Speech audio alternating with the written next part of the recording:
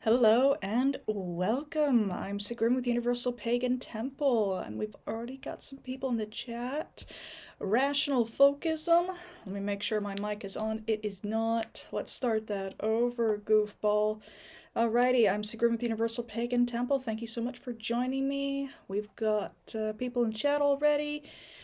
Yes, Rational Folkism. It's the NPC report. We will need a biblical man to handle this discussion. Yes, I need a biblical man to explain Christianity to me. Oh, the goofiness of Christianity. And I saw that you already watched the interview, so you'll be seeing my reaction. But before we get into the video, it is by a pastor.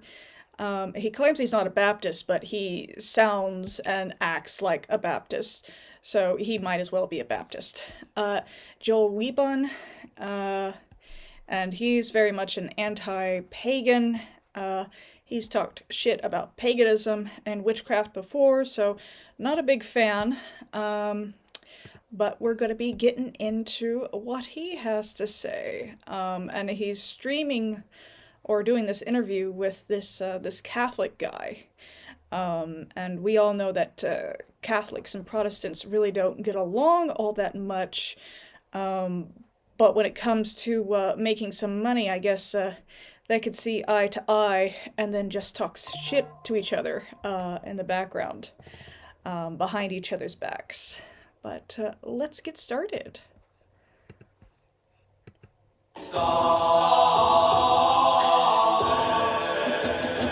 The time for lukewarm Catholicism is over. We have to be based.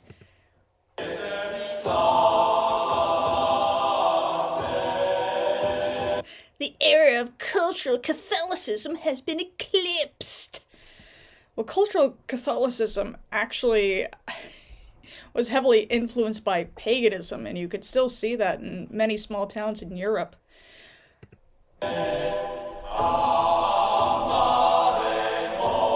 The crusading spirit rises once again. Oh, you're gonna do the crusader LARP. And look at these soft man hands. My goodness. Those soft hands.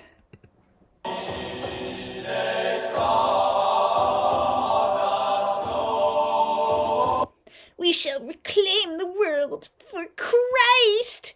Christ is King.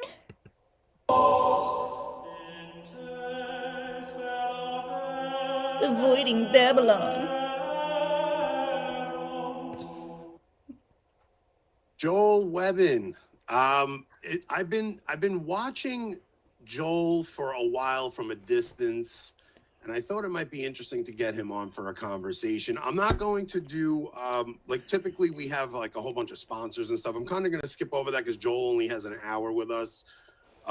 He's a busy man. Joel, I always keep an eye on the Protestant world and some of the things that are happening, and then you came across my radar probably about a year ago when you started discussing some of the more difficult topics like the relationship between Christians and Jews and how that's changed over time.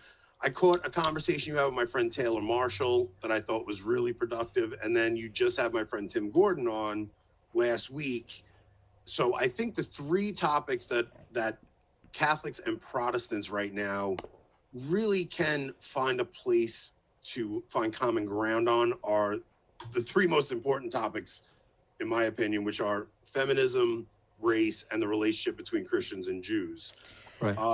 Now, I started seeing on your channel about a year ago, you starting to discuss the Jewish question and things like that. But before we get to that, I'm going to kind of save that for the climax. I'd like to, I saw your conversation with Tim Gordon, and you had said that if you had Let's come start a out saying crusade some in of the some things that Tim far said in this off documentary, desert like a where wife none of should my obey her ancestors husband, are always buried. deferential, Exactly. prudential, Never and she again the should do what burning her husband times. Yeah, likes, wear exactly. what her husband likes, that you would have got a ton of pushback Well, from. to be fair, I have said those things, and I did get a ton of pushback. It's so now if He does that on purpose. He goes to trigger people, especially women, on purpose. I kind of have a sneaking suspicion, even though he's married, he's gay. you back up like 10 years, has your like what leads to your changing of your stance on this to be more vocal about it? Did you always think this, or is this kind of a, because I've seen you say that your opinions on this stuff has kind of evolved over time? Yeah. Well, yeah, 10 years ago, I would not have held the positions that I do today. I remember, being in California. I was born and raised in Texas, but I was in California for about a decade and planted a church there. And I remember Planted a church. I hate that language. Christians don't plant anything. It's a death cult. transitioning to more of a patriarchal view, and we had, about a third of the church left, and that was back He's talking about patriarchal view. I bet you $10 some woman broke his heart. in like 2018 and 2019. Before that, I was complementarian. So the idea that there's a difference in role between the sexes, but it's primarily just in the church and in the home, and doesn't really stretch beyond that into the public sphere or into the civil magistrate. And that this distinction in role is somewhat capricious and arbitrary on the part of God, because it's it's kind of like the mentality like that a woman can say, anything you can do, I can do better. I can do anything better than you, but the Bible tells me not to. Whereas He's actually referencing a commercial that came out, I think, in the late 90s or the early 2000s, where they had these young girls singing the anything you could do, I can do better. Anything you can do, I can do too, or something along that lines. And I can't even remember what the product was for. Some sort of, it was like something teenage-ish. So, yeah, he's definitely influenced by what he's seen on TV and taken just, a little too far. It's just marketing, dude. now, my views, evolved like 2018, 19, to where, like, for instance, like preaching. $5, Like, he can't it's not define just that a patriarchy. woman is not permitted to preach. I would say that a woman should not preach, one, because it's a command, but two, because it actually goes against her nature. It's not just that she shouldn't preach, she can't. She can't preach, because preaching is not merely serving, a spiritual. Well, considering that Christianity is not made for women, it's made for men, it's a boys' club, just like Islam is. Yeah, it would be a little unnatural for a woman to start preaching, Christianity. Whereas in paganism, it's made for both men and women. Meal of nourishment to the children of God and feeding them, because that seems, on its face to be very maternal and something, feminine and domestic. But preaching is also, it's a call to war. It's likened to William Wallace riding down, the front line and slamming his sword into the spears of his men, rallying them, charging them, activating them as soldiers. I'm sorry, you're not William Wallace, dude. No, not even close. You live in Texas, but you're as white as I am, so I know that means that you spend all your time indoors. This guy, Anthony, he spent some time outside. You're a soft boy. And that's kind of the issue on the right now, is I went into a rant on X earlier, because I've been watching a lot of Karlin Poroshenko's, her videos, her streams, her spy streams about the far left, and how the far left, they've organized themselves, and they actually go out and they do things. They actually protest, they picket. and they, they get violent, and then they communicate with each other all over the country. They've got, it's pretty much, yes, it is terrorism, and they are actually organized. Whereas the right, they're really slow to even catch on that this is happening. And their mindset is that, oh, somebody's going to come and save us. Trump is going to come and save us. Jesus is going to come to save us. Trust the plan. Just 2 more weeks, 2 more weeks. Any day now, Jesus is going to come back. To wage war, and it's something that not just a woman is not permitted to do, but she can't do it. If she attempts to do it, men It's won't more like follow. Ernest, and Ernest goes to camp. She's just not built in that way. So those kind of views evolved for me, again, on the feminist issue, biblical patriarchy. Hi, Witchmaster. I began to describe myself and no longer shy away from the word patriarchy. Hi, Bonnie no longer Clarone. see it as a bad word, but a good word, and associate patriarchy directly with Christianity. Probably that transition was complete by 2019.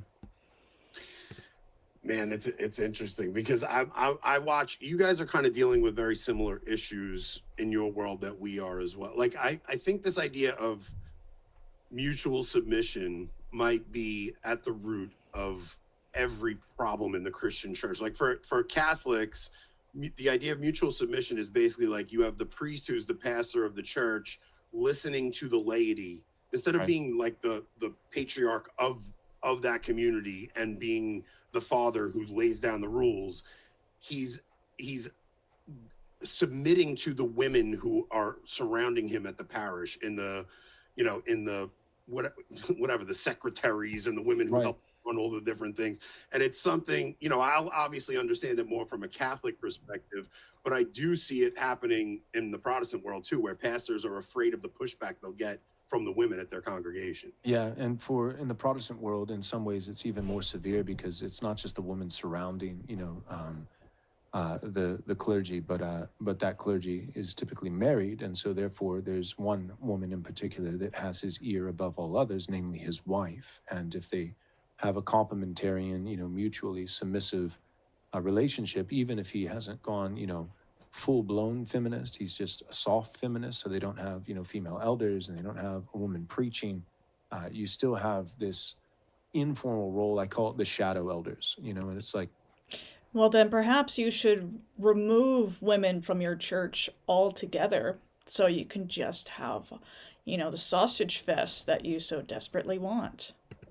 When a pastor has a meeting with his session of elders, who's your daddy? They agree on something, and then they go home after the meeting, and within the next day or two, one by one, the elders begin to call the pastor and say, after more prayer, after more thought, I actually don't know if we should do this. I think there might be some liabilities, and have we really considered?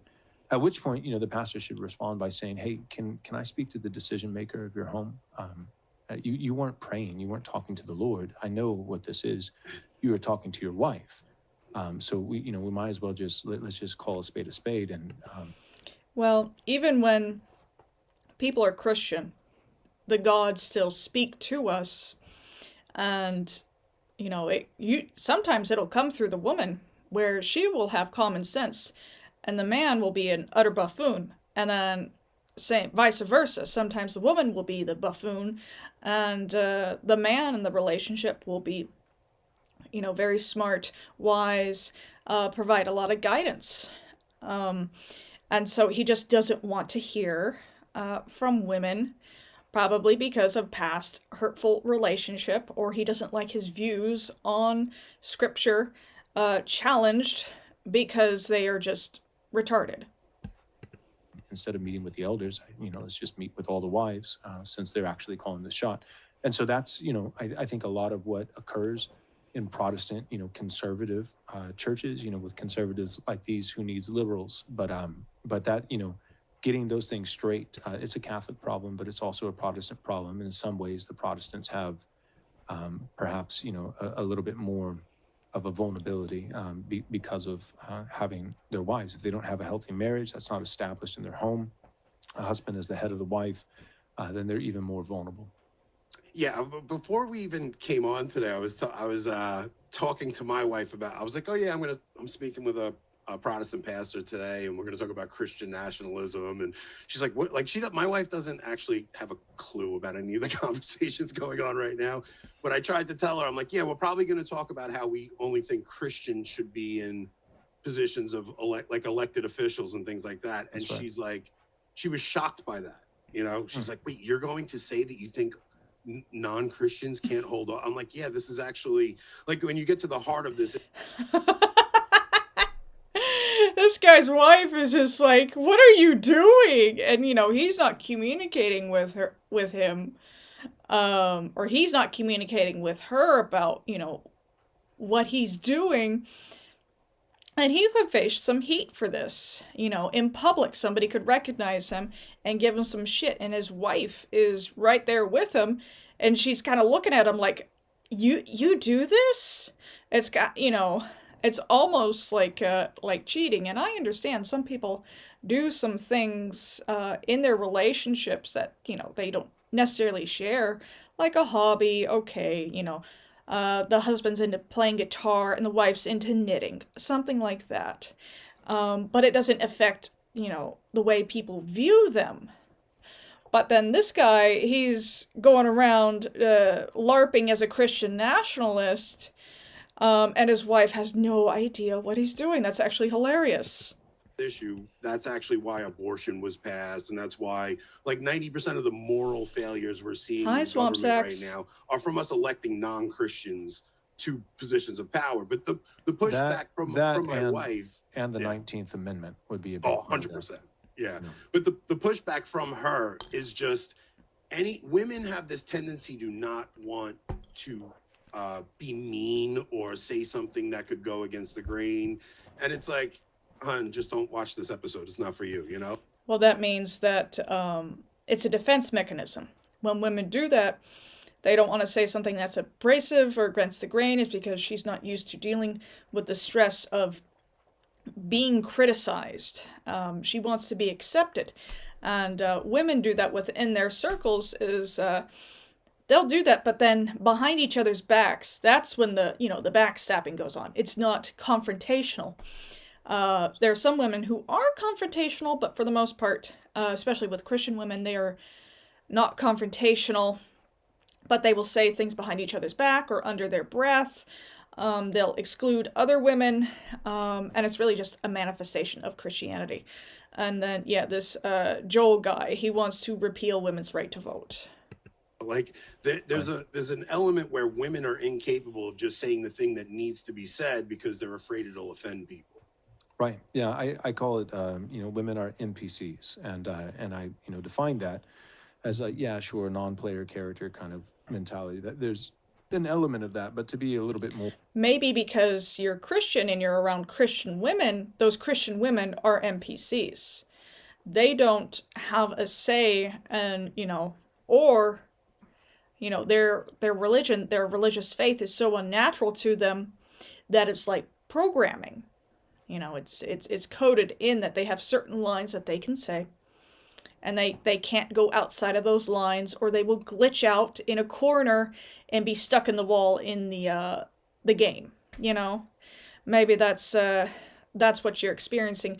And when you encounter women outside of Christianity, you're disgusted by it because, Joel, you haven't leveled up enough to interact with these high-level women, these pagan women, and then, get the whole liberal women thing. That's a different matter all in itself of NPC, but women that actually can think for themselves, yeah, Joel isn't leveled up enough. He doesn't have the proper gear. He doesn't have the proper abilities. His weapons are lower grade tier. Sometimes he pays to play, but then he doesn't have enough money to get at that extra high, tier 13 relic character. More specific, women are NPCs in the sense that NPC stands for naturally men are pursued talking consensus.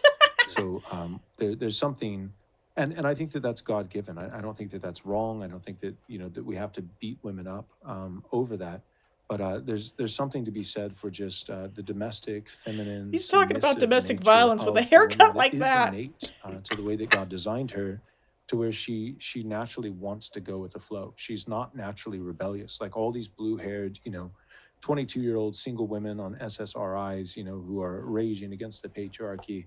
If you really You got to remember, a lot of Christian women are also on SSRIs, antidepressants, anti-anxiety medications, going to therapy, or they have a drinking problem. That's also pretty common with Christian women.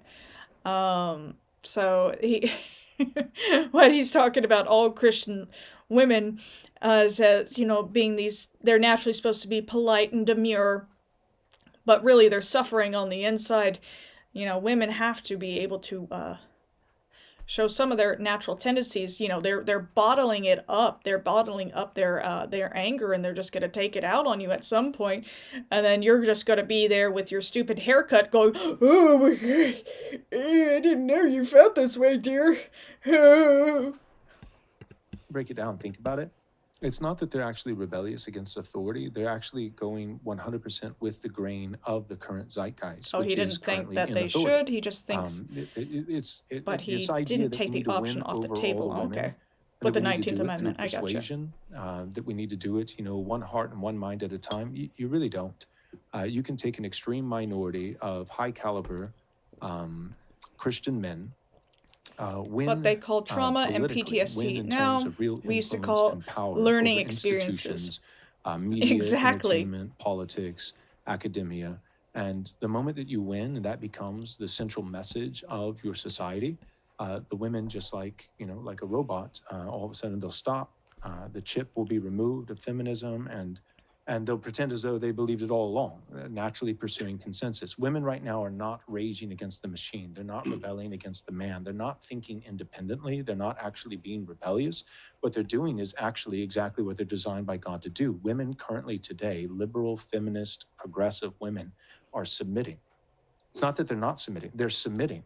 The problem is that the current reigning dogma and authority is a feminist authority, and so they're submitting to that.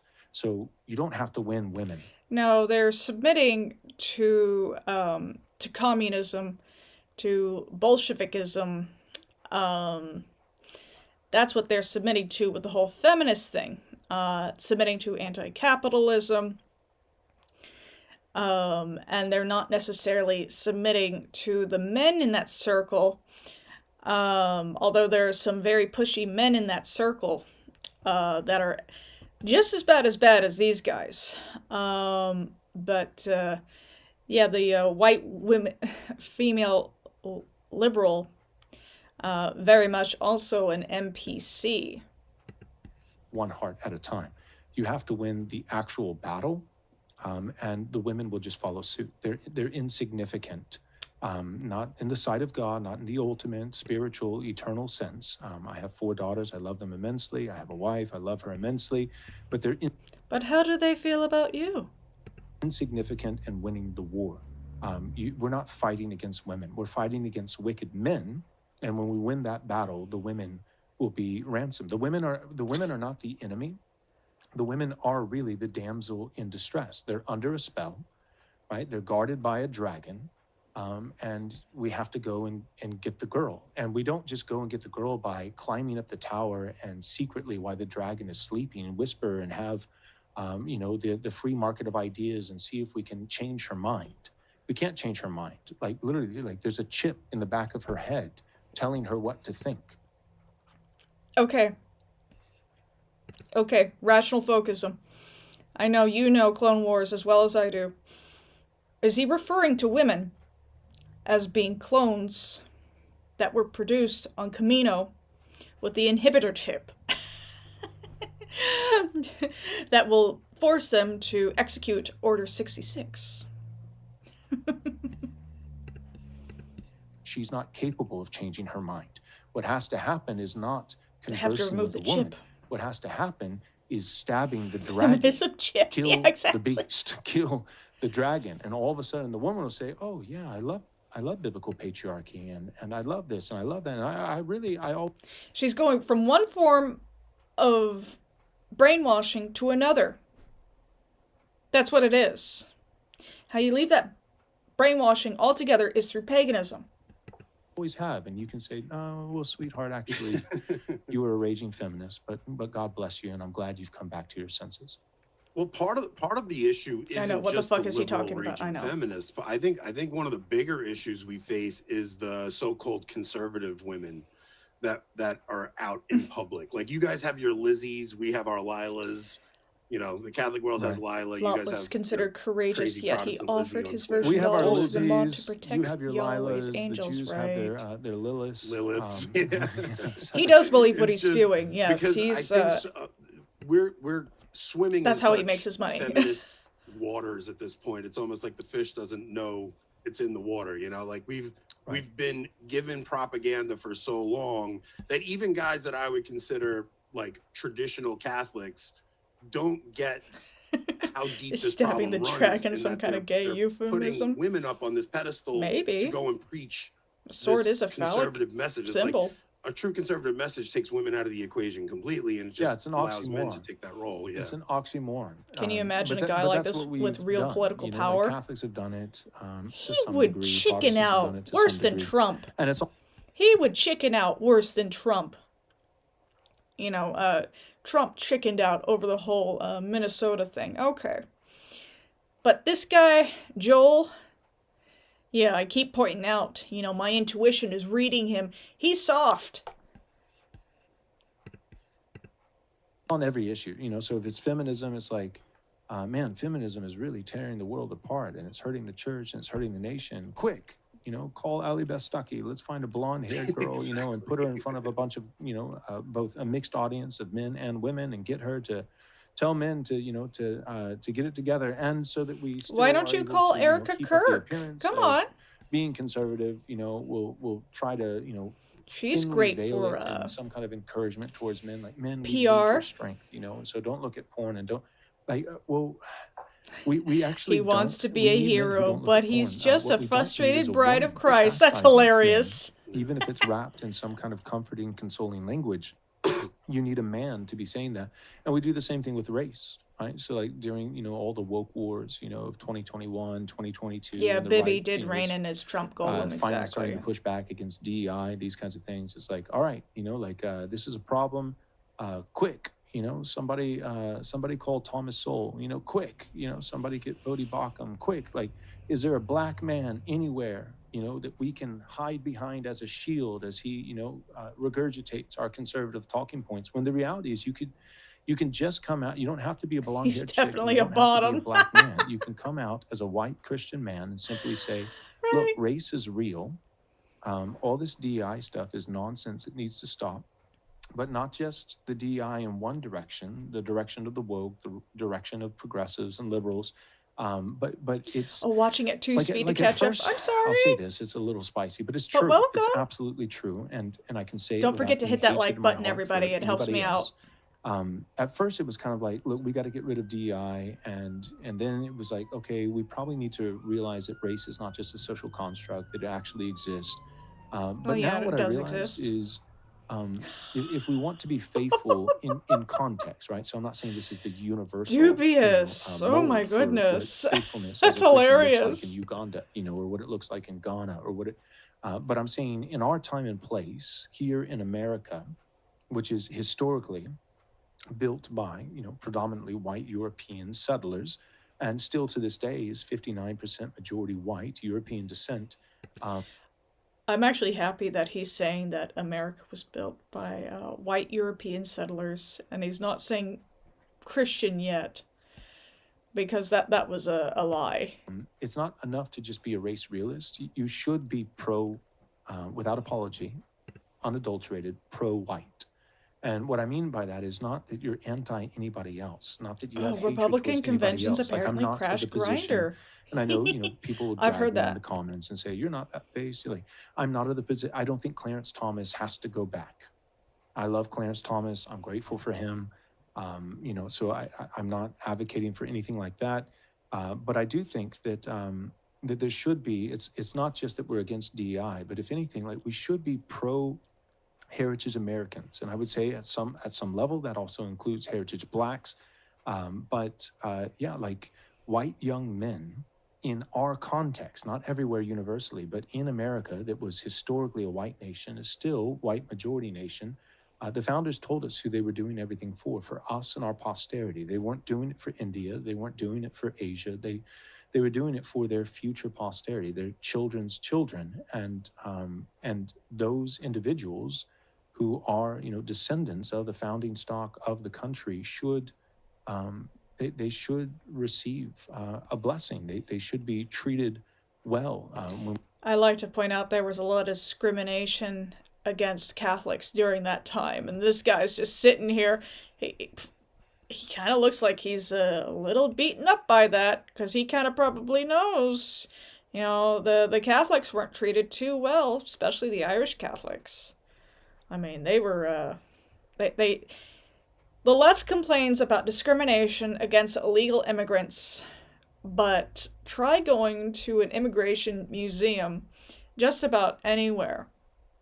I went to one, the Nordic Heritage Museum, the old location in the school building in Ballard in Seattle. Going through that, and then I've got some Irish blood in me. And seeing how well the Norwegians were treated, and then how badly the Irish were treated. I mean, a pregnant Irish woman couldn't cross into America, so it was really fucked up. And then going to when I went to Ireland, we went to County Cork, where most of my Irish ancestors were from, and to Cobh, which I think was either Kingstown or Queenstown. It was the last stop of the Titanic before it sank. Anyway, you go to that museum there. They've got some Titanic artifacts, by the way, but besides the point. They were talking about how hard it was, of course, during the potato famine, and then for immigration to America, and how badly the Catholics were treated at that point, because they were kind of seen by the Protestants as being somewhat pagan. We're thinking about, who is able to provide for their family and find gainful employment and all these kinds of things. I think there should be a deference that is afforded to the native citizens of a particular country. If you're in Japan and you say, all right, we're going to have non-Japanese, ethnically speaking people and extend to them citizenship, but we're going as a nation, we're going to emphasize publicly in terms of our public rhetoric, our festivities, our traditions, our parades, our culture. We all hunger for conflict and search out, because modern life lacks true visceral Japanese danger. Citizens. That yeah. Wouldn't be racist. Although that if you're would in be Minnesota, I guess you get some of that. Natural and fitting. And so, to have that kind of mindset, but all of it back to the conservatives standing in the way, with conservatives like these who needs liberals, it's on the feminist issue, it's on the race issue. Anytime conservatives try to take a stand, they're already surrendering the issue by simply saying, well, it shouldn't matter what color you are. But, behind the scenes, they're like, quick, find a black guy to say that, or we should be pro-men, men are the head of their household. Quick, let's find a chick at the Blaze to say that, then you don't really believe it. You don't really believe it. It's funny because I watched. Okay, so you had the debate with Ruslan and I don't know the other guy's name. Right. I only know Ruslan. Avery is his name. So you had that debate with them, just discussing interracial marriage. Now, I think the hardest part of that conversation was trying to debate it from scripture. When Right. It's like this to me was more of a common sense. Like just kind of a natural theology kind of conversation where, I don't think you're going to see anything in scripture that explicitly tells you shouldn't have interracial marriage, but there is something about even this conversation now, Americans are trying to keep their identity as Americans, right? And when you open the borders up and flood the borders with people from third world nations and especially the immigrants that are coming that they're not even coming from a Christian culture. The way that's going to upend the American identity and the way they're doing. Okay, you're talking about that. and Joel did bring up Japan for a moment. Japan is standing up against the Muslims that are coming in, which I'm very proud of Japan of doing. Japan has some balls to them still. And Japanese culture is beautiful and deserves to be protected, as is European and American culture. But unfortunately, the Europeans, they got the leftist bug in them, so it was too late. The egalitarian mindset destroyed them. There still are some pockets that are fighting against it, but it's pretty it's pretty depressing to see it from this side of the Atlantic, and then to see it coming to America. Okay, yeah, we've got it here now. See what happens in Minnesota. But you got to remember, why are all these Muslims coming into Europe and America?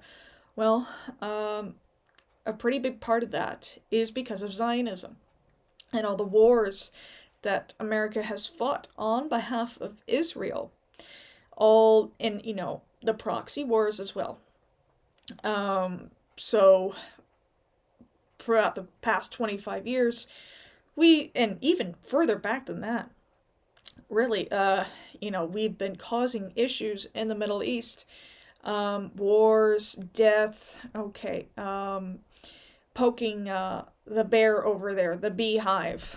And now we have all these Muslims that are coming into Europe and into America, who also have a big chip on their shoulder thanks to America's actions and the actions of the West, which we can all boil down to, Zionism. And who supports the Zionists? Christians. The Catholics may say, "Oh, we're not Zionists." Bullshit. Jesus was Jewish. We know this. This is not up for debate. The Protestants, the evangelicals, the born-agains, the Baptists, for sure. I mean, the Baptist school that I went to as a child, they showed up as one of the 2,000 churches that got to go to Israel to receive new programming from the state of Israel to, do some propaganda for the Zionists. But anyway, if these Christians want to complain about this, they can just look at themselves and say, we have to fix this. How do we fix this? And at a certain point, if they're actually objective and critical enough, they can realize it's at the base of their faith. And the only way to get away from that would be paganism. Anyway, enough with my rant. It is they're pushing these foreigners into your local suburbs to make it so that when your kids go to school, your white daughter is going to fall in love with a guy that doesn't look anything like her. Like, it was very intentional and social engineering the way they did it. I think that the difficulty in that conversation was a couple things. It's too late right now. The issu's a little too close to Ruslan's heart. We'll get what we deserve for allowing it to happen. Odin is disgusted in us, and rightly so. Gal. Exactly. Yeah, I think he was taking what you were saying way too personally. But I do think there are just... I hope I said it well enough, and I'm glad that you think so. Bishop Williams had said, interracial marriage isn't a sin against God, but it might be a sin against common sense. Like, there's... To say that there is no difference in white culture and black culture is absurd. You look at the music and the way black culture behaves, and there is a black culture in America. Now, to just stick... Well, then you might want to go talk to the preachers that are promoting Christian rap. And I'm not going to torture you with Christian rap. When I moved up here to Washington State, I moved in with a white girl from Oklahoma. Okay. Pretty much trailer trash. But she was going to the Mars Hill Church, and the pastor's name eludes me, but I've done videos on him. He's a complete asshole. It'll come to me in a moment. But yeah, Mars Hill Church. But then she was also going to these black churches, and she was listening to this Christian rap, and I was just like, it's one thing to listen to rap, but to Christian rap, oh, it is that much worse. Oh, and I'm happy to see. I know some people criticize the whole Vikings show, but the benefit of the Vikings show, even though it was historically inaccurate, is that it brought a lot of people, a lot of, young white men away from the whole rap hip hop culture into something that more closely resembles their native culture. And, they got into Wardruna, Heilung, Danheim, those music groups. They started dressing in, what's that one? Grimfrost shirts and all that good stuff. Started wearing Mjolnirs. Okay, well, it took them out of that mindset. And so while people make fun of the whole Vikings TV show, it did do a lot of good, especially for bringing people out of Christianity. A white girl with a black eye, or a black girl with a white guy. There's going to be a clash of cultures that gets deeper to more than just, they love one another. There are real cultural issues that are going to come into play. Also, their children. 3 heads of the Abrahamic Ghidorah, King Ghidorah. Children will struggle with identity. Yay! Am I white? Am I black? There's just, it's such I like Godzilla references. A logical conversation over a scriptural conversation, in my opinion. Yeah, so I completely agree. I think it's much more rooted in nature than it's explicitly said in the Bible. It's not explicitly said in the Bible. And just for the record, Corvus Corax, their cover of Twilight of the Thunder God. I'm the one who formulated if you like bagpipes, the thesis it's for really the debate, good. And my side, we were in the affirmative. And the thesis was interracial marriage while being biblically permissible. So I acknowledge that right out of the gate. It's not a sin, and the Bible does not condemn it or prohibit interracial marriage. So interracial marriage, while being biblically permissible, ordinarily, right, I said generally, generally goes against, so not universally, not in each and every individual case, but in a general sense, it generally goes against God's normative / ordinary plan for peoples, cultures, and nations. And so you got to remember, Christianity, it's not natural to Europeans either. It's from the Middle East. It belongs there. It was forced upon Europeans, and it's still pretty unnatural to us. When I see leftists complain about Christianity and their missionaries and going into third world countries and, destroying the natives' their spirituality, their tribal identity. Well, I like to remind them, and they can't help but to agree with it, that Christianity, they got their practice in on the European people first. It came to us first, and it destroyed our civilizations first. That's why, they got so good at being so subversive, is, they did it to us first. And, that's why I also call Christianity the first form of globalism. In the reverse, what I would say is that they're saying, well, you didn't prove that from the Bible. And I understand that. That wasn't really my goal. But what I would say is that can just be reversed and say, like, all right, if you're disagreeing, right, you're in the denial. I'm in the affirmative of that thesis statement that I just espoused. You're taking the denying position, but you're saying it has to be rooted in Scripture. Okay. Then what I would say is, they walked away, Ruslan and Avery, saying, we won the debate because Joel wasn't able to prove it from Scripture. But if you're on the opposite side of that debate, then you still have to prove it from Scripture, and you have to prove the opposite. So what you would have to do is you would have to say, Scripture explicitly tells us that interracial marriage, which is biblically permissible, generally does not go against, instead, the opposite, generally is God's plan, God's normative plan. So you would have to be saying interracial marriage, which is biblically permissible, generally is There's God's a lot of normative copium plan going for on. peoples, nations, and cultures. And I would say that wasn't proven at all. Like, so if you're saying that I'm wrong, because I'm saying it generally goes against God's normative, ordinary plan for peoples, cultures, and nations. So if you're saying I'm wrong, then you're essentially saying that interracial marriage generally goes with or is God's normative plan.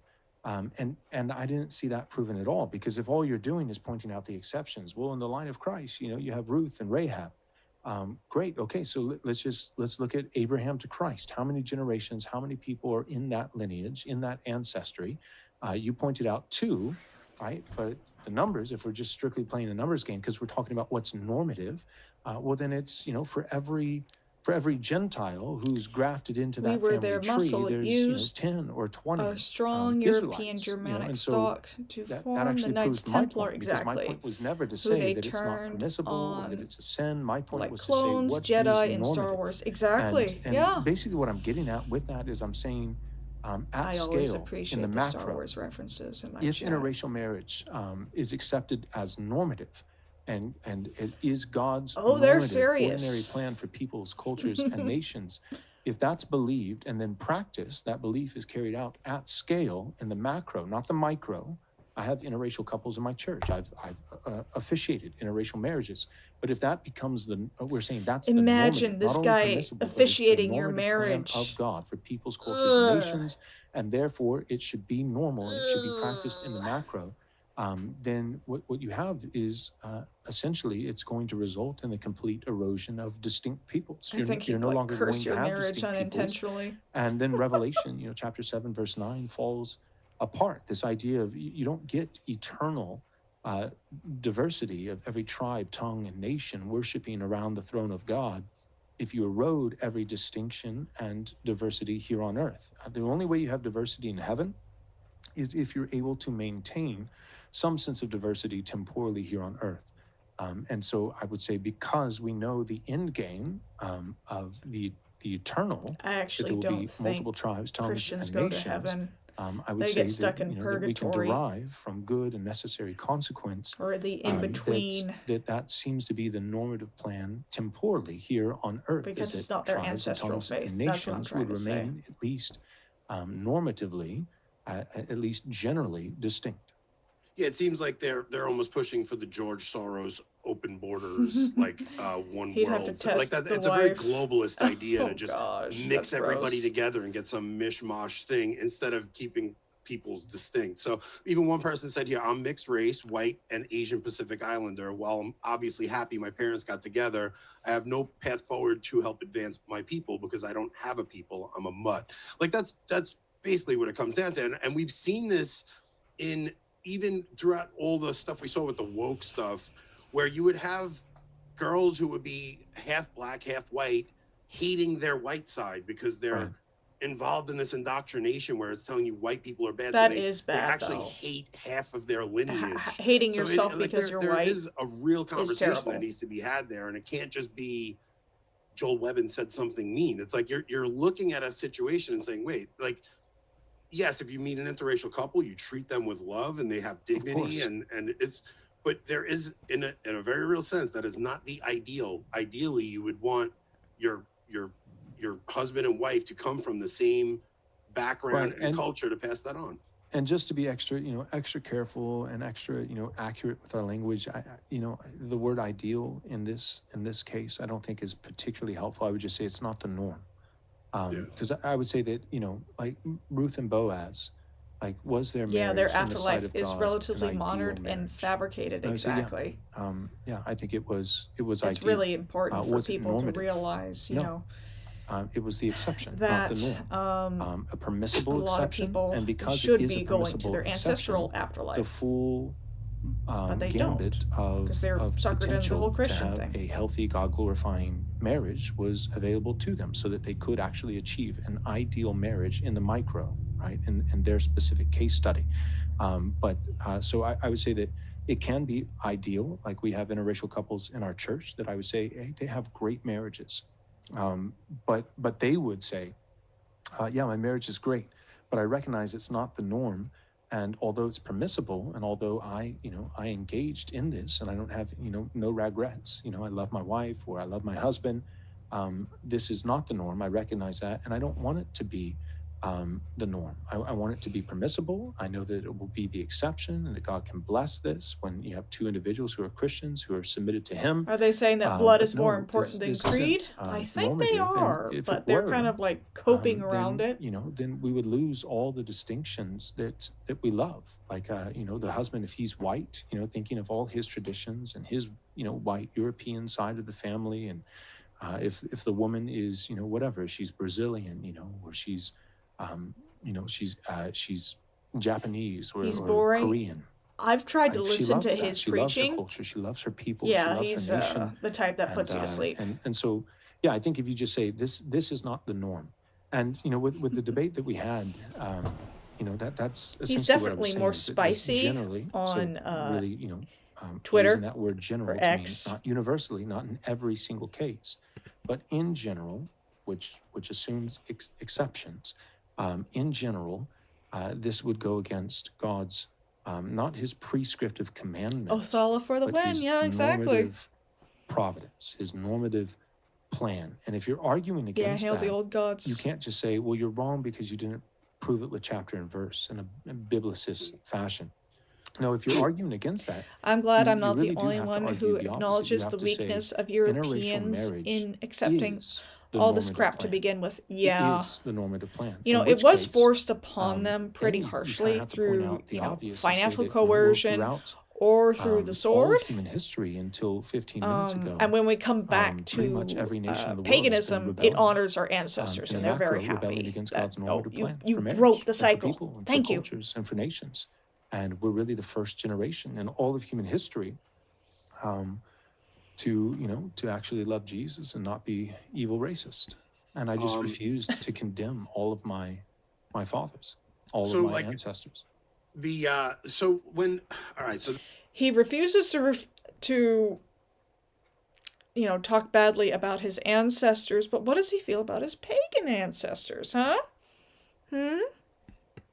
This is somebody saying a point to consider the Spaniards and Aztecs. So what happens is you have like the Aztecs, and you had in South America these pagan the imagery tribes, of Christian hell is and then based when on the Christians Dante's come and Inferno. evangelize them, they do intermarry and form this mestizo culture but it's now Christian. So I don't think. But not just that. It's what's important for the listener to pick up on is the Aztecs. You're right. The Aztecs ended up mixing with the Spaniards and creating a new ethnicity.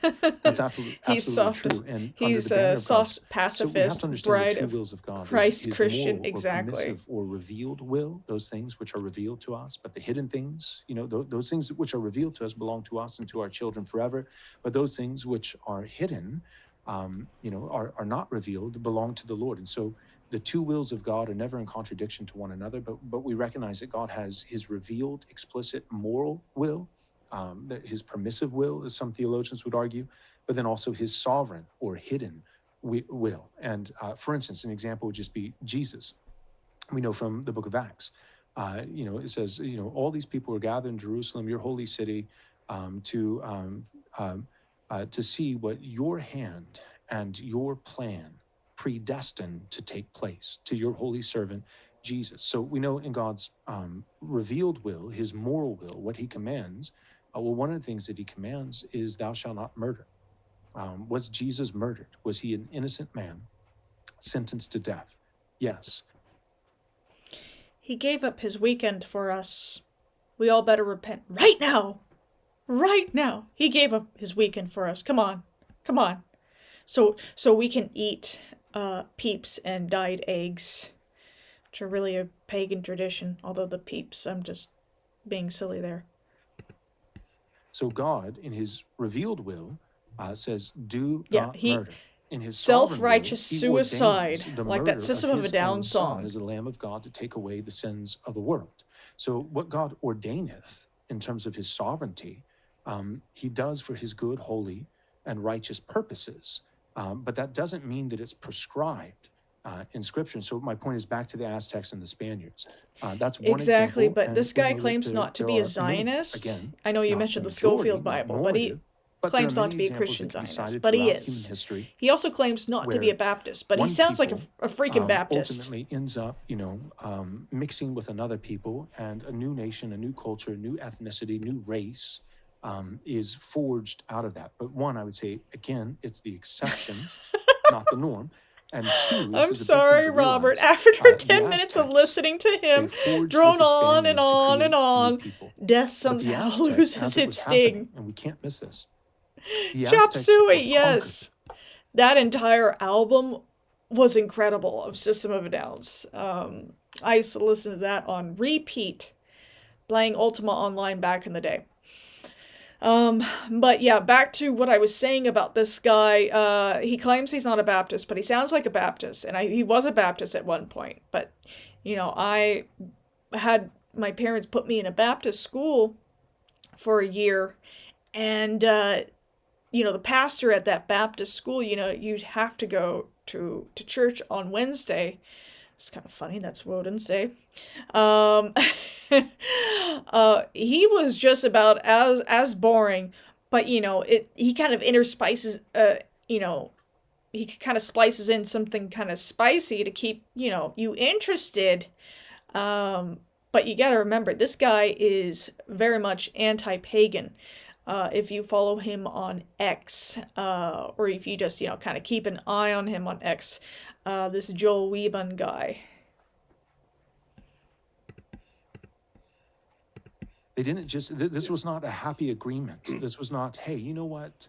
Let's get together, and build a bear, and make, no, the Aztecs.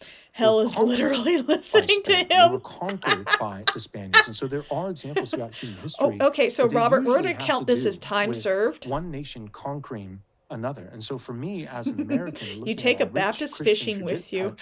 How do you keep him from drinking? Take another Baptist with you. His hidden will, that he has determined that can't be any denomination, exactly. Invade the West as a judgment due to our apostasy and turning away from Christ. Wait. That was something important that I did want to conquering another. What? Let's get together, and build a bear, and make. No, the Aztecs were conquered by Spain. They were conquered by the Spaniards, and so there are examples throughout human history, but they usually have to do with one nation conquering another. And so for me, as an American, and looking at our rich Christian traditions and history and these things, it could be in God's sovereign will, his hidden will, that he has determined that the third world would completely invade the West as a judgment due to our apostasy and turning away from Christ, and that out of that he would take. Our turning away from Christ caused the third world to immigrate here. No, Christianity is the reason we're in this shit show right now. The blind and suicidal empathy of Christianity is why we are here right now, sitting where we are. And your copium, it's not helping. It is not helping at all. Did the Europeans, necessarily deserve to be invaded by all these Muslims? No, they didn't know what was going to happen. And then it's too late, and then they do have to kind of wisen up and vote against it, if they can even vote against it at this point. It sounds like they can vote against things, and the powers that be in those nations are just like, no, we're going to do what we want to do, which is really sad, because that's kind of in the boat that we are in the States, is, we can vote for what we want to, especially in Washington State. Like, we can vote for no taxes on certain things, and then they go ahead and tax it on us anyway. But to say that this is some sort of like divine punishment, us getting in all these Muslims, no, it's through Christian blind empathy, and you see it on the left right now, where they're going after Christians, that are pro-ICE and saying, how could you do this? This isn't what Jesus would have done. Jesus was an immigrant himself. And, you know, they're turning their scripture against them. And the left, when it comes to paganism, they can't do that. They can't do that to us. One, because they don't understand what paganism is for the most part. A lot of leftists gravitate towards paganism, and they just think it's just witchcraft, and they barely consider Wicca, because they don't even like Wicca at this point. If you've been in Wicca circles in the past 10 years, you see the left going after Crowley and Gerald Gardner. You even see them going after Raymond Buckland, so on and so forth, for various thought crimes. But I'm going to review some comments because I just went on a huge rant about that. Now he knows his God's inner will. Ooh la la. He equates all pagans to heart-ripping Aztecs, huh? Yeah, exactly. That's him, yeah. God's will, my ass. These fuckers sicken me. We pagans make our own laws. We are not pacifists. Exactly. Rich Christian traditions. Looking at the world now, it's not rich at all. Exactly. Just reading comments here still. Einstein said that time slows down when you approach a black hole. He was wrong. The time slows down listening to him talk. Well, hopefully me pausing it and yakking is helping with that. Well, if they have a problem with walls, you could tell them to go screw a horse to stop it. In the same town as every church are synagogues and mosques, and Masonic halls. All three working in tandem, exactly. Yeah. And by the way, I want to bring it up. I do see the irony in leftist witches trying to curse and hex ICE, but then they're always talking about protection rituals and protection sigils and warding their home and, you know, themselves. Well, they believe in borders there, but when it comes to their own country, no, not so much. Something that is a judgment and therefore inherently a bad thing. You're not supposed to celebrate judgment. You're not supposed to celebrate being conquered. These are judgments from God. So he would take something that is a bad thing, that's a judgment for our apostasy, but in his mercy and kindness under his sovereign will, not what's his mercy and his kindness, will, but he's sending the enemy to you according to you. People that he plans one day to redeem by his grace, and that they might become a great people and a great nation. That's great. That might be what God's up to.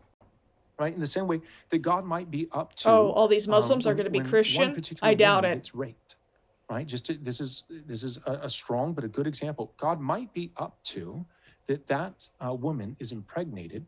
She makes the right choice and doesn't punish the child, right? The man who did this heinous thing, he should be punished, but the child shouldn't be.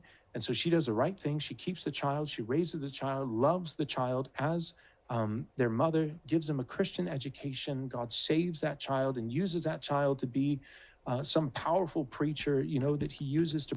A child of rape. You're saying this. No, dude. No, you're absolutely fucking disgusting. Oh. Bring revival to America, and thousands of people are saved. Praise God. In his sovereign will, he did something extraordinary. But we would never look at that woman and say, or look at the masses, beyond just that woman and say, so rape is great. Yeah. We would never say that. We said, no, it's terrible. In God's permissive, revealed will, his inscripturated will, it is immoral, it is heinous. But he allowed the rape to happen. And that individual who did this heinous thing is, I believe it's a capital crime. It should receive capital punishment. So back to the Aztecs and the Spaniards, I would just say... Yeah, this is wild. Yeah, a new people were formed in God's sovereignty, and he does all things well. All which he ordaineth is accordance with his sovereign will, but in his prescribed will, nobody in the moment, right? 500 years later or whatever, that's different. But in the moment, no people should be actively being conquered by invasion of foreign nations, especially those which worship foreign gods, foreign pagan nations, and say, hey, you know what? This is great. In fact, you know what? I think this is the norm.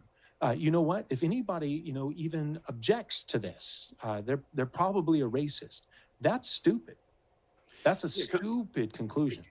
It comes down to like we're in a position where we're talking about this because we're saying, like, do we want this? Right.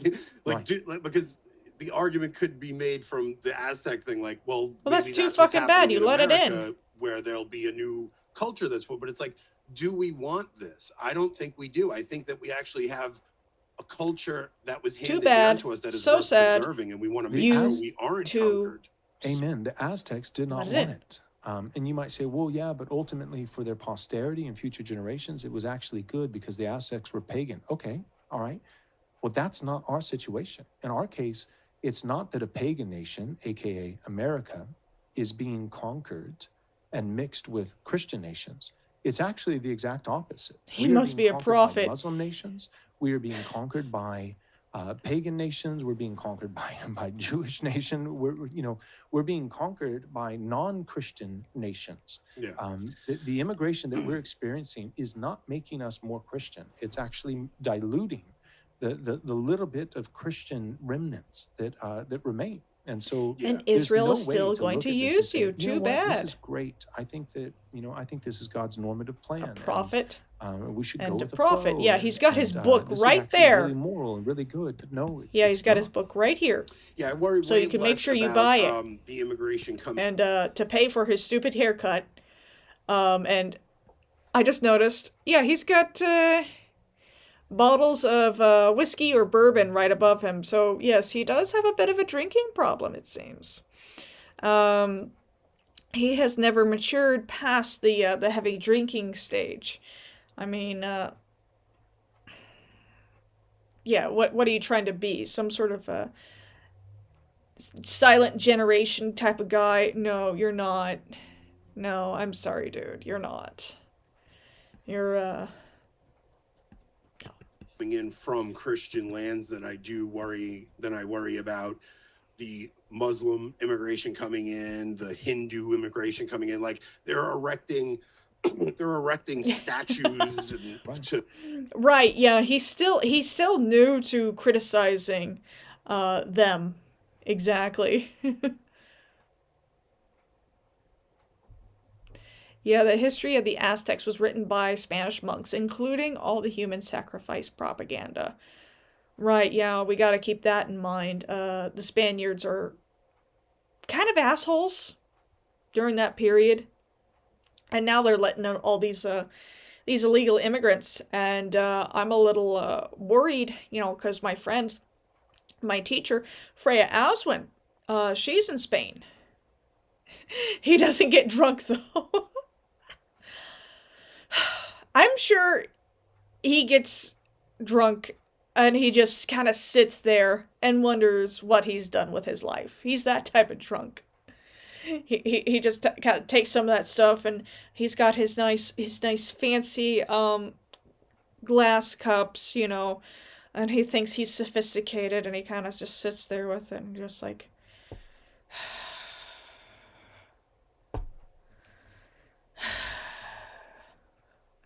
And then he goes into his wife and he complains, and then she's already she's already a couple of glasses in on some sort of wine, dreading having to even if they share a bed, dreading having to share a bed with this guy. Should I say it? Maybe he gets whiskey dick. To these foreign gods are having Diwali celebrations, like while smoking a cigar. Is something that needs. He's not cool enough to smoke a cigar, and if he does, this country is a Christian nation. It's probably the cheap type. By allowing all of these foreign gods to come in, like that, there's an element of God's judgment that will come upon us exactly. I know what you mean. That they influenced the Spanish Empire. I mean, if you go back through salvation history, it happens every time the Israelites start playing with idol worship and things like that. If you abandon your God, you will face God's judgment. And it's kind of like a cycle. It's circular in the sense that, like, Israel. So on the one hand, Israel being invaded If I'm and drinking, I'm taken getting captive fucked up. by foreigners was That's a funny. judgment for certain sins that they had already committed, I just need such one as idolatry. to deal But then with also, this type of stuff, in and the I'm same good. way, they're being conquered and invaded by foreign peoples who worship foreign gods. Also, it was a judgment for prior sin, but then it also created opportunity and temptation for them to sin even more and then incur even greater judgment. So I would say that on the one hand, I think we're being invaded. Yeah, it isn't our God, yeah. The right. globalism, the mass immigration, all these kinds of, I think we're being invaded. If you want to complain about globalism, look at yourself, dude. There are many, but one in particular that we can name is the sin of abortion. I think that America, because of abortion and the sacrifice and slaughter of our own children in the womb, God has placed us under his judgment. And this invasion is a form of that judgment. On the other hand, the invasion itself also is it's a just sin Christians being Christian. because it's voluntary. The egalitarian we are choosing mindset. to open the doors and to welcome in not just different people, but unbelieving, non-Christian people who worship other gods, and then carving out religious and legislative exceptions for them to exalt high places and idols in our land that defile the nation and make it an offense in the sight of God and incurs. You got to remember, if we are never exposed to Christianity, Judaism, Islam, we are pagan by nature. So pagan idols, they're not idols, they're statues of the gods. They are representations. They use the word idol as a negative, but it's a statue of a god. Sometimes the gods can inhabit those statues, sometimes they don't, and it's just an image of God for us to connect to, in our conscious and our subconscious mind. Yeah, those statues, and I've posted pictures of my altar on X before and other social media platforms and gotten hate for it, of course, and I know some of y'all have had that too, but when you do that, it really upsets the Christians, and it gets them good and triggered. So right now he's just, from his own personal, identity of being this LARPing conservative Christian, it upsets him so. It gives him a nervous poop when he sees a pagan statue. Even greater judgment. So it's kind of both. It's like the invasion is a judgment for the sin of abortion and others. Sin of sodomy would be another. So the invasion and the globalism, on whose the mass watch was immigration abortion is a judgment legalized? for abortion and Right? for homosexuality. With the invasion, I love how they never which is a mention judgment European for gods, prior because sin, in it's truth they also feel opening up the the door belief for in them further sin, growing. the sin of Everyone does, because idolatry it is. and Yep. allowances for all these false gods, which will incur Yeah, the gods are seeping even in greater through them. judgment. And so it's kind Slowly of but surely, and they It's kind of it's one of the things. they as a get nervous when Catholic, they we hear about always, them, because they know that's the real we thing. never had the position of religious freedom the way Protestants do. Yeah, exactly. The nervous poo. That's a joke between my husband and I, and when we bring things up to other people, and they kind of get a deer in the headlights look, we just say, oh, they have to go take a nervous poo. Like they get the bubblies and they got to run to the bathroom right away, because what we said has hit them so hard. And my husband's the type of guy that I joke with people that I can't take him anywhere, but I do take him almost everywhere with me. We get out together as a family, but he's the type of type of guy that has a sense of humor, that likes to give people a hard time about stuff, kind of break them out of their their mind for a moment, especially with customer service. Yeah, he likes to make them laugh. Yeah, Odin sees his people going extinct and is awakening us, or trying to. Exactly. The more that they resist it, the worse it's going to be. Because Odin doesn't fuck around. Yeah. But anyway. Right. Because error has no rights, and when you have religious freedom, like, it's one thing to say, like, you can have a different denomination and you know, religious freedom in that aspect, but the idea that you can just allow any religion to have just as much rights as Christianity does, it will decimate the fabric of your culture. And these two will be fighting if Christianity is named the official religion, because it's going to be like, which type of Christianity? The moral law that comes from our Christian heritage, not our Judeo-Christian heritage, which will kind of lead us into... no, you both are Judeo-Christian, whether you like it or not. Yeah. I want to make Too sure bad, so sad. While you're here. So about a year ago, I started seeing your content starting to address this issue. What were the first things that you started seeing that made you start? Because I mean, if you backed up 10 years from me, I'd have been the guy saying Israel is our greatest ally and they're the only democracy in the Middle East and things like that. And I know my own evolution on this. Weird word to use. I got a very important comment. My own their God's love is transactional. Exactly. It's a deal they make with a Jewish Middle Eastern god that is not of their birth tribe. They are under contract to serve this god and then receive their rewards or their punishments. A lot of them don't get any rewards for it. Or they have to contact the Zionists directly. The art of the deal, exactly, yes. Development of thought on this issue. A lot of it comes from scripture and understanding the Old Testament and seeing that the entire story is basically, especially when you go to the book of Genesis, you see the whole golden thread that runs through Genesis is about the firstborn doesn't get the birthright and it goes to the secondborn. It starts with Abraham, Ishmael, and Isaac. Ishmael's the firstborn and winds up going to Isaac. Then it winds up going to Jacob and Esau. Esau's the firstborn. It goes to Jacob. And it goes right through that whole thing. And all of that is... Ephraim and Manasseh. It's all to symbolize Israel is God's firstborn. They don't get the birthright, and it goes to the Gentiles instead.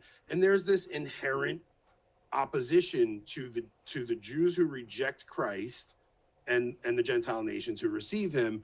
And that enmity existed from the time when the temple was destroyed up until the present. But that whole narrative seems to have collapsed after World War II, when Christians were then convinced to see Jews as their friend and not view them with suspicion. But it doesn't appear they have the same, they don't reciprocate that. They still hold suspicion against us.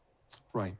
Yeah, no, I think for me, you know, the development of that thought was, you know, a lot of it was historical. So, you know, there's the theological piece and understanding, you know, supersessionism and covenant theology and these kinds of things, you know, from a scriptural perspective. But historically, just coming to grips with the reality of the negative impacts of Jewish influence in Christian countries and in the West, and looking at that, it became undeniable. Yeah, if their and God for the is record, love, why wanted did to he attribute hate all this to malice? Esau So when he was in the I'm not of womb? the position that, you know, every they Jewish can't answer person is, you know, a part of some secret cabal, you know, and having, you know, secret Zoom meetings, you know, and doing the hand rubbing thing, and, you know, and committing some kind of, you know, sacrifice of children or whatever, and plotting to destroy the world. I think there's a much more benign explanation and more charitable and I think more truthful, more accurate. The reality is that Jewish people are an extreme minority, and so whatever country they're in, other than Israel, whatever Western country they find themselves in, that they make home, they're always going to gravitate towards political policies, economic policies, cultural policies, influence from media and entertainment and academia, you know, academic policies and ideologies and all these kinds of things that would favor minorities. And so, and Yeah, not, and you again, Christians not are just gonna necessarily let them from in. malice, but simply from a survival instinct. My position in terms of like solutions, to the problem is not that every Jew is evil and that they should be punished. That's not my position. My position is simply to say, I'm a simple man. I want for America what Jews want for Israel. I just think that we should do it too. Like, we should do what they're doing. We should have But an you in-group worship a preference. Jewish We should God. view You have to ourselves remember as that. a collective, right? Not just as atomistic individualism, but we should view ourselves as a collective, as a people. His We should groveling is favor our disgusting. people, Yeah, it have is. an in-group preference. We should make sure that when it comes to the political positions of leadership for our people, that it's that it Caesar, is, yeah, this is a pagan accurately stream. represented by our people. We shouldn't have disproportionate representation in our political offices of authority Yahweh is from by a Semitic foreign pantheon. peoples, but rather He's it should be literally a our war and people, death god. native Yeah, people. exactly. That's that's and so what I realize is that, again, not necessarily malice. I'm sure there's some Jews that absolutely. Hold on, there's a very important comment I want to read here. From Matt, Europeans trading their folk gods for the Abrahamic one is like the Egyptians trading their gold and properties for grain to Joseph. Yeah, exactly. But you got to remember a lot of how the Europeans were forced into Christianity was through the sword and through financial coercion. So, yeah.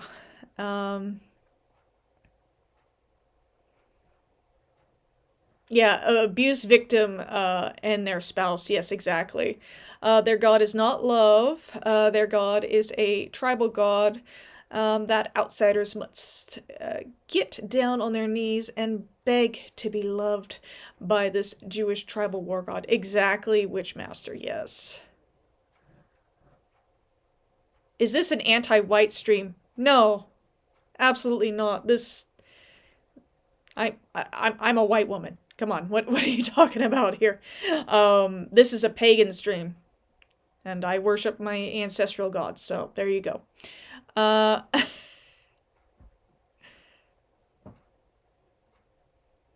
Let's see here. Financial coercion, yep. Alrighty, let's get back to the video. They have malice, and some of them have said it out loud, but it wouldn't be fair to say, and that's par for the course. That's every Jew. That's, I think that the average Jewish person living in America, they're simply going to have, like your Ben Shapiro, for instance, they're simply going to be inclined. Their heart is going to be inclined, this natural propensity towards the welfare of another country, Israel, and not just America. They're always going to side on, the side of wanting America to come to Israel's defense, to like, hey, we have special missiles that can, break through bunkers and destroy the, whatever the nukes that Iran has been building, that they're 2 weeks away from, and they've been 2 weeks away for the last 30 years. And, we have this weaponry, we have the technology. Funny that he's bringing up the 2 weeks away when Christians have been on Christ will be back at any time. We just don't know the time. For centuries upon centuries, Christians have been on the whole Jesus will be coming back at any time. The whole trust the plan. That is where, the right in this nation, that's why it's so weak, is because of this. And then you see these liberal groups banding together and communicating together, and these Christians are just like not able to coordinate with each other or get anything done, is because they're hoping somebody else is going to take care of their problems for them. Like Jesus, they're hoping Jesus is going to come back and fix all their problems for them. They're hoping Trump is going to fix all their problems for them. He's not, and he hasn't, and he wimped out in Minnesota. And, Trump fans would be wise to remember this and not give him a pass on this at all. Israel doesn't, and so we should we should get involved in the foreign affairs. Trust the come to defense plan. of Israel. That's Tribal not, defender, to be fair, hello. that's not necessarily sinister. Like Ben Shapiro, it's easy to give him a hard time, but I don't think he's, sitting there, like, wow. Oh boy. Caesar, are you spamming my chat with Hail Mary full of grace? Well, dua osit. And thank you for feeding my algorithm. This is funny. Don't forget to like and subscribe. Oh, look at him shank. He's having a nervous poop in our chat, guys. He's having a nervous poop. Look at that. Now, Caesar, the real queen of heaven is Isis Osset. Please go learn about your true history. Or go worship your true ancestral gods, whether, whichever part of Europe you're actually from, or your ancestors are from. You should be worshiping, the Norse, Celtic, or Greek pantheon, even the Roman pantheon,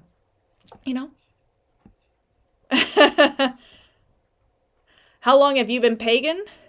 Nearly 20 years. It's nearly going to be 20 years in December. But I'm going to let this guy feed my algorithm here. It's hilarious.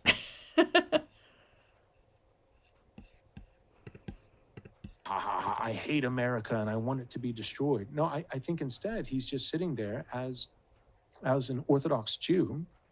Well, you're and praying and he's to saying, Isis, really. Yeah, She's the queen of in heaven. America, I have influence with many, many Americans Isis, that listen to me, Osset. political influence, cultural influence, and I'm going to use the power that I have, not necessarily with malice in my heart, but with adoration, affection in my heart for my native people and my native country. Native Israel. people and And native so country. My point is, If as I you're started seeing European that and descent, realizing, you like shouldn't be liberalism, for Christian. instance, I think liberalism is destroying the West. But liberalism, I think, Pray in private there's like your plenty of Magick Jew commanded. non-Jewish people, white European people who were integral to the project of liberalism and its Yeah, go ahead, development feed to, my algorithm. modern I love 20th it. century liberalism. But there has been a disproportionate Jewish influence and impact in this project of liberalism. And again, it makes perfect sense. Liberalism, the engine, the heart of liberalism is egalitarianism. And egalitarianism, when enforced and when it has widespread adoption, will always favor the minority. It's going to be policies, it's going to be a cultural way of thinking, a milieu that favors and creates safety measures, protections, favorability for minority people. Venerate because our Jews, Blessed until Lady. very recently, You 1948, mean have Osset, always Isis? been, Or I have, they've always up been here a behind minority, me, Freya refugee-type and people Freya. living in another nation. They've always Venerate been pushing them. for The goddess policies of and motherhood, ideology the and goddess of magic and ideas war. that would make it more favorable for minority peoples living in a host nation. That makes sense. And it doesn't have to be sinister, but we should recognize that although it makes sense, although it's not sinister, it still is unfavorable for No, us. paganism And so we shouldn't allow it. is We should say, a yeah, we're not fertility gonna religion. have, You would not we're not be gonna have a here if disproportionate pagans amount of were Jews gay. serving in political office in And we America. have so Do that. many You have a country now. gods Do that and in Israel. goddesses of fertility. Yeah, well, what worries me about even because I used to Your God? Not so um, much, I'm sorry.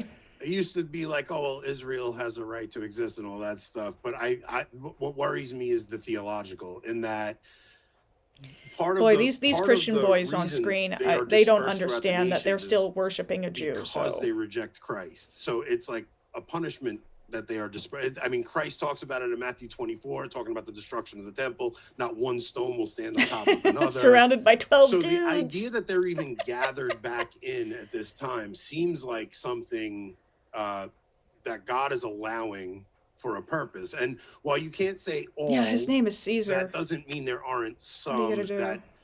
that have I mean, if you go back and you watch even some of the things Netanyahu is saying, he's talking about America. We did get distracted there, but let's see this comment. Serious question for the chat. I'm an American of French ancestry and have tried connecting to the Gallo-Roman pantheon, but it always felt disingenuous LARP. Obviously, other European traditions would be even more disingenuous. I don't know if you've done your ancestry yet. If you feel comfortable enough submitting your DNA for ancestry, you can look to see if there's something else in your ancestry that you just don't know about that you would connect to. And sometimes just reading about different gods of different pantheons, one will just reach out to you, and that will be the pantheon that you should be connecting to. Yeah.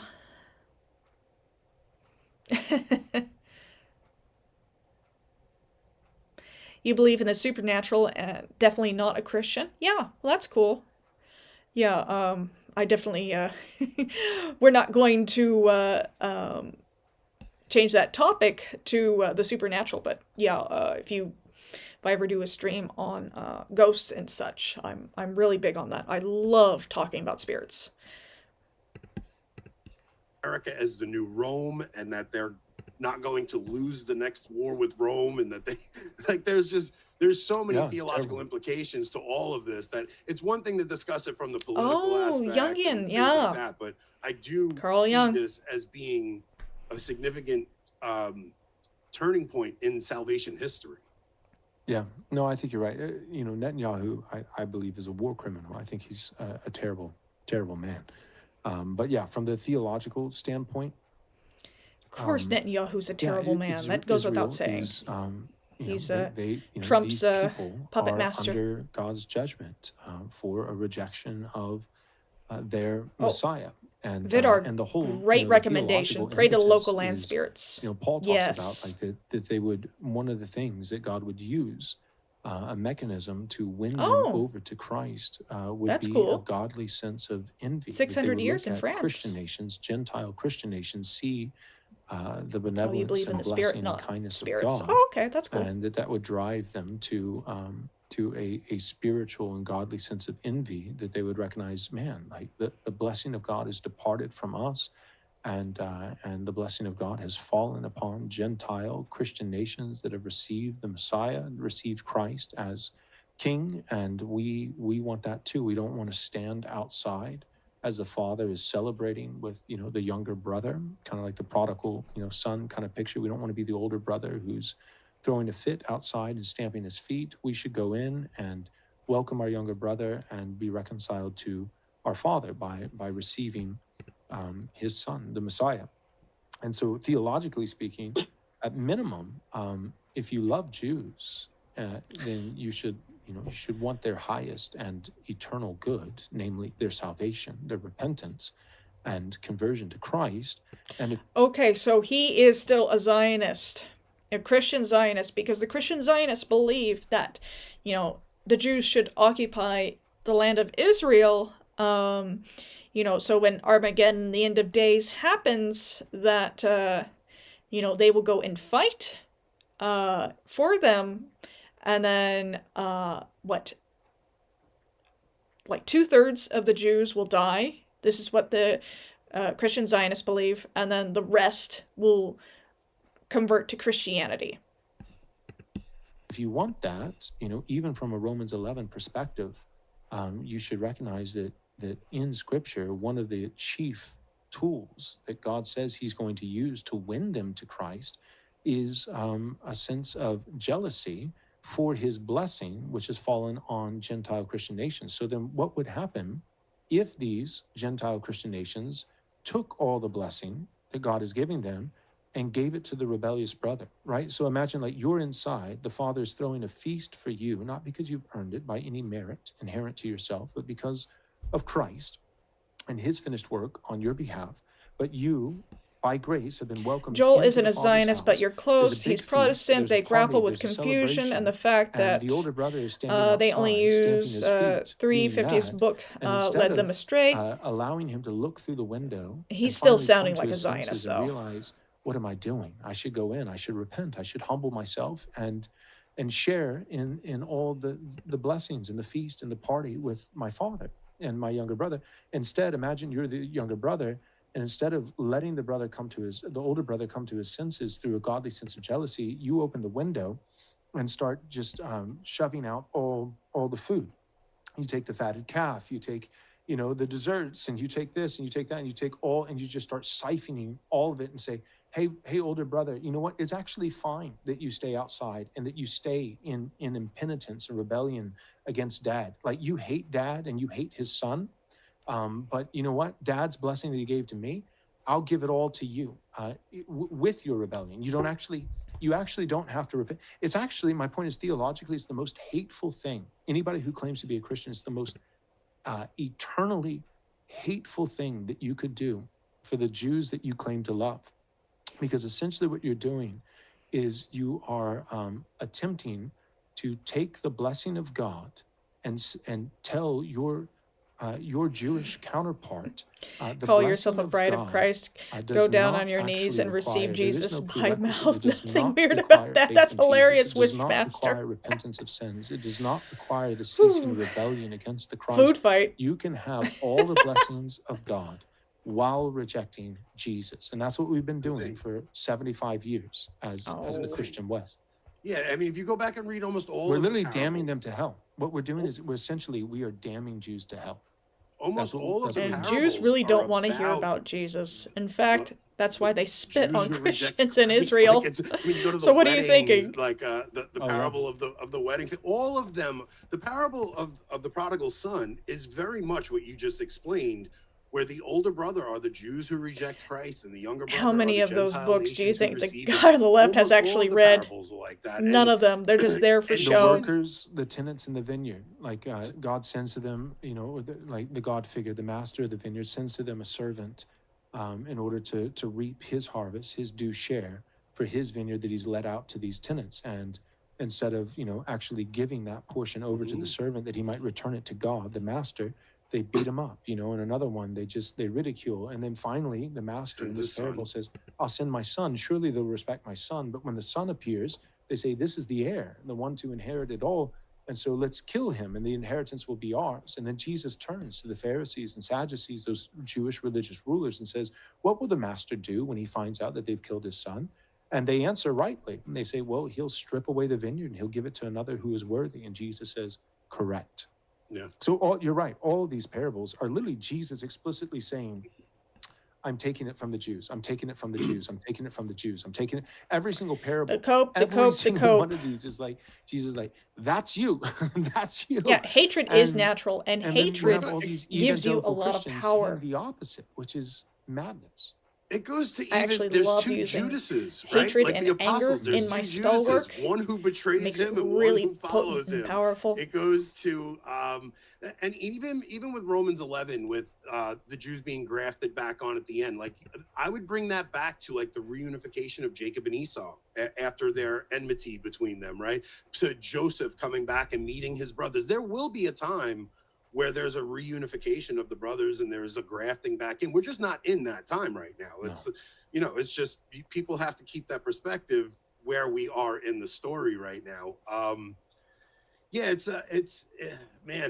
Because what do you, are there any other Christian pastors talking about this that are public right now? Like, because I see very few of you guys. Like, for the most part, it's either Christian Zionists or a lot of the Protestants are just like, I'm going to kind of stay away from the Israel question totally, but not talking about like the theological significance of what is going on right now and why that enmity actually serves a purpose in it.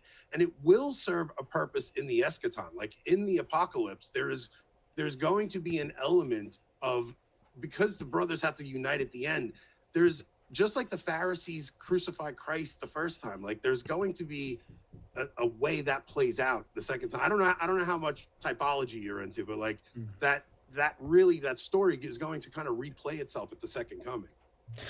Yeah. There's any day now. Any day now. There's some guys that I know who share, very similar The vineyard views is a reference to that I do, Dionysus. but, Christianity they're just was quiet the about it Roman because Empire I adapting think they Greek recognize philosophy and that esoteric Jewish religion into I a think they Platonic recognize tradition the for easy direction of the empirical political, conquest. Yeah, cultural winds. right. I That, yeah, know. anti-Semitism, alleged anti-Semitism. Some of it might be, legitimate, but a lot of it is just, being critical of Israel. That's, that's not anti-Semitic. But a lot of that, like it's had a resurgence, and it's been viral online and those kinds of things. But in terms of like actual, not just getting likes from anonymous accounts on X, but in terms of real like institutional power, financial power, influential power, whether it's political, or cultural or whatever, everybody knows that if you say some of the things that you and I are saying, that you're going to be on the outside looking in. You're not going to be invited to to those parties. You're Dude, not going to you're still be a in that Christian. You're vicinity. still You're going to have a target painted on your y- chest. You're you're going to still on lose the out in. on What are you talking potential about? influence and all these kinds of things. So my point is that there are some, it's the minority, but there are some Protestant guys that I know who are simply Right, quiet that's about true. it Jesus because was the true LGBT they activist. Eunuchs they are think that sacred to there is him. bigger fish to Reason so many fry, Christians and they transitioned. want to be Right. able to leave the door open, to have Jesus went out for access and milk some and kind of cigarettes. proximity He'll be and right back. influence with the Trump But he administration never that's came very back. pro-Jewish, or the potential future Vance administration, which is very pro-Jewish. And so they're just, The Vance strategically, they administration. just say that it's a strategic Joel is going to have a temporary nervous calculus, poop if for Vance political is and the cultural next purposes president to, even though because of I his side wife, with you, Joel, on Osha. this issue, I'm not going to talk about it publicly so that I don't take myself out of the game, with a future Vance administration. I'll never get the invite if I do what you're doing. So there's some guys like that. That's probably maybe, I don't know, 5 to 10% of Protestants. And then, the other, lion's share of the Protestants really are diehard Zionists, like hook, line, and sinker. They've fallen for the theological propaganda, the political propaganda, and they And really you're still think that doing the they're propaganda that they're yourself. You doing don't a realize service it to yet. God by You're free from by, it completely once by you're pagan, by the way. basically just utilizing all of America's power and money and influence to bless Israel. I'll end with this, as I know you got to get going.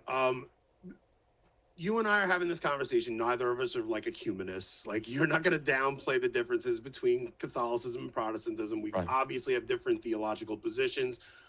What has made, because I watched your conversation with a couple of Catholics with me, which made me kind of want to jump in and have a conversation with you also.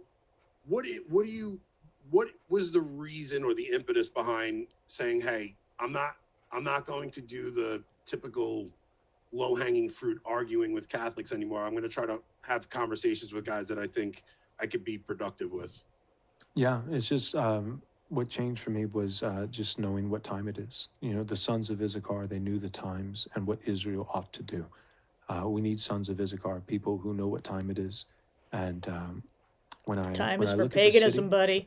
and I see the orcs at the gates, I recognize that Birth of there Jesus can is a be sharp plagiarization disputes that of really do matter Mithras' birth. between His perfect life dwarves completely and men, skips or from the men and birth elves or to whatever. a few months before But the his most execution pressing, for timely breaking problem, there are Jewish/Roman timeless law. realities, but there are also Right. timely moments. And in this timely moment, Catholics just are not, they're not my enemy. Like the enemy He wants is to use mass you. migration. It's not Catholics. It's Hindus. It's Muslims. It's Jewish influence. Those are the pressing problems. It's apostasy. It's secularism, progressivism, and so for me, it's just like I read the Reformers and I agree with them. I am Reformed. But I read, Luther, I read Calvin, I read, Zwingli, some of these guys, and the things that they said, pertaining to Catholics, you just have to remember, and I know you would sharply disagree with them as a Catholic, but my point is that when Martin Luther is saying X, Y, Z about Catholics, I see orcs at the gate, but Martin I let Luther, them in because Jeebus was, told me to in love his my enemies. moment, in his Exactly timely that too. moment, I mean, that's Catholics were the exactly what biggest King threat for him. I Theoden mean, he said was to on the run Aragorn for his life, at whether Helm's he was Deep. guilty or innocent. You Let and I them would, in, of don't be course, disagree racist. about that. But regardless, we would both agree, like Martin Luther, whether he was right or wrong, his biggest threat was the Bishop of Rome. His biggest threat was that was it was Rome, the Catholic Church, that was the greatest alleged tyrant of his day, that was directly threatening him, his wife, his children, their well-being, and so when he's writing, he's writing about the biggest threat of his day, and I look at our day, and I just have to realize, as a Reformed Protestant, as much as I love the Reformers, I'm not living in Martin Luther's day, and there's a certain point where it becomes not only intellectually dishonest, but it becomes pathetic, and just truly, in the true sense of the word, a LARP. I think that part of what Christians and Protestants do is, rather than fighting the living dragon that's currently at large, that's wreaking havoc on the people, because that's dangerous, that's risky, that's scary, it's a lot easier to go and find a 50-year-old dead dragon that's already been slain and kick its carcass and feel like a hero. Or in the case of Protestants, go and find, a 500-year-old dragon, and kick its carcass. It's a lot easier to put on your reformer, LARPing costume and relive, the Reformation continues, and relive the Reformation, and every year have your Five Solas conference, and your tulip. So, yeah, when you come after pagans, are you throwing on a 2,000 to 1,500-year-old LARP costume to try to convert us? Or in some cases, even a 1,000-year-old LARP costume. Conference, and talk about, the biggest enemy, the real threat to the gospel and to the, is Catholics. Like that's a lot easier. It's a lot easier than actually pointing towards, real people in power like Netanyahu, Israel, or pointing towards FBI crime statistics, which will get you in trouble real fast, or pointing towards Islamic invasion, or pointing towards this, that, and the other. So long answer to your question, but just what changed for me is just waking up and knowing what time it is. To have those disputes and those debates and disagreements that do matter. We're not relativists. We believe that truth is objective. There are absolutes. Somebody's wrong, somebody's right, and we need to be able to have that discussion. It's important, but Catholics and Protestants won't get to ever have that discussion if our entire civilization is destroyed. And so right now, there's just more pressing problems. Yeah, I would agree with that, in that I think feminism is destroying our daughters and our sons. I think there's a very important question of American identity. Christianity destroying your daughters and your sons. And America as a Christian nation right now.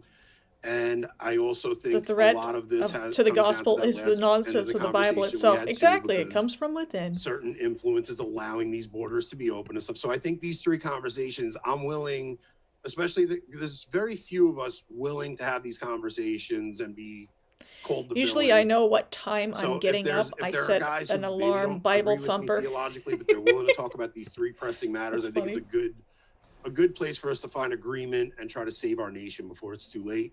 So I'm grateful that you came on with me, Joel. For anybody that thought this was going to be a contentious conversation, y'all aren't going to do anything. It was very clear it wasn't. But anyway, they are going to wrap up there. And if anybody's still asleep, it's time to wake up. Pastor Joel is no longer speaking here. Yeah, that was something else. Yeah, especially his Joel's comment on rape and having the woman keep the rape child, and that rape child growing up to be a pastor. Oh, that is just so fucking disgusting. Yeah, it's a glorified book club and a boys club. It's meant for men, especially like Islam is. It's a boys club. It's not meant for women to feel comfortable in, because while there are differences between men and women, treating women like absolute shit is going to end up in feminism once again. So they just want to, they were in bad relationships before, they just want more of the same, I guess. They don't see the wisdom in, acknowledging how women are different and how they are important, and actually honoring femininity, in pagan goddesses. They just have one god, and they try to cope that, our one god just encompasses all of that. No, he doesn't. Yeah. Nope. But anyway, I'm going to open the floor to questions. We'll just do it real brief, because we've nearly been yapping for 2 hours here. It's been quite a stream. I didn't mean for it to go on this long, but yeah, that one Christ worshiper that came in and started bombing my chat. He did help with the algorithm, though. I don't mind spam comments because it will feed my algorithm. I've gotten so many nasty comments from Christians over the years. It's just like getting the Hail Mary in my comments. It's just like, that's tame. Come on. Yeah, lots of pagan groups are downright honeypots. Yeah. I've seen that before. Yeah, drop a like. Thank you. Yes, I really appreciate Tribal Defender. Yeah, I'm trying to get people to like my stream so it helps out my algorithm. But yeah, we'll see how things develop, with what's going on with Wisconsin over the next couple of days. Trump kind of chickened out. He's letting the far left win over there, which isn't good. See what kind of repercussions. And I guess that one Muslim House rep, she was attacked. Oh, you never get harassed. I'm starting to feel unloved. Oh, well, you just gotta post some stupid, or not kind of stupid, but just kind of general memes about paganism, and you should get some Christians coming in to hate you. I mean, what I posted that one meme about the pagan gods, and they were just using cats to represent the pagan gods, just as like kind of a joke. And what I got like 3 million views out of that, and a bunch of threats. All you need to find is something like that, post it, and if it goes viral, I mean, I posted that one when I was at the gym, so yeah, go to the gym, find a stupid meme and post it. Maybe that'll work for you. That was the magical formula for that first viral post there. It's kind of hilarious. I actually found it on Instagram. I thought, oh, this is cute. It has cats in it. I'll share it. And it just blows up in a couple of days. That was hilarious. Yeah, I definitely caused a lot of Christians to have a nervous poop. What are you gonna do? But anyway, I think I am gonna end the stream because I'm kind of getting a little tired here. It is nearly 10 p.m. and I gotta get up early tomorrow morning and make sure the boy's off to school. We drive him in and drop him off ourselves. So, gotta take care of our boy. But anyway, thank you all so much for joining me. It's been a lot of fun. And definitely, maybe once a week, I'll be doing one of these pastor Christian, roast streams. They're a lot of fun. But until next time, hail the gods.